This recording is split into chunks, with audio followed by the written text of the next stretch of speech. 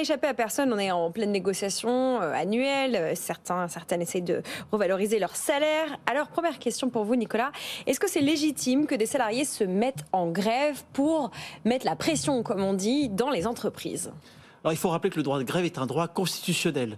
Et une grève est considérée comme légitime à partir du moment où les revendications sont en lien avec des aspirations professionnelles que les salariés peuvent exprimer, aspirations qui vont être bien sûr évoquées de manière collective. Et parmi ces revendications, la pression forte sur la négociation des salaires est évidemment un sujet qui relève du droit de grève. Donc on a le droit. On a tout à fait le droit de faire grève pour dire qu'on veut une augmentation de 5, de 10% du traitement de salaire pour l'ensemble des collaborateurs de l'entreprise. Peut-être une précision, le droit de grève est un droit collectif, donc ce n'est pas une revendication individuelle qui est portée par un salarié, c'est bien un groupe, tout ou partie des salariés qui peuvent s'exprimer en ce sens. Alors c'est bien aussi de faire un petit peu de pédagogie autour de ce droit de grève. On nous demande est-ce que les salariés doivent prévenir en avance d'une éventuelle participation à un mouvement de grève. Quelles sont les obligations ? Quel est l'usage autour de ça ? La règle de principe, c'est qu'il n'y a pas de délai de prévenance avant de lancer un mouvement de grève. Donc un collectif de salariés peut tout à fait décider, par exemple dans 5 minutes, d'engager un mouvement de grève. Ils n'ont pas l'obligation de prévenir leur employeur.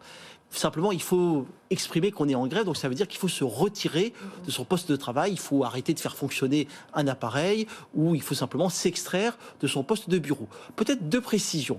Tout d'abord, il y a des secteurs où, notamment en matière d'industrie, où il faut quand même prendre des mesures de précaution pour éviter que la machine s'emballe toute seule s'il n'y a plus de salariés derrière pour la faire fonctionner. Et puis, il y a une autre particularité qui est l'activité de la fonction publique, où il existe un délai de préavis qui doit être présenté avant de faire grève.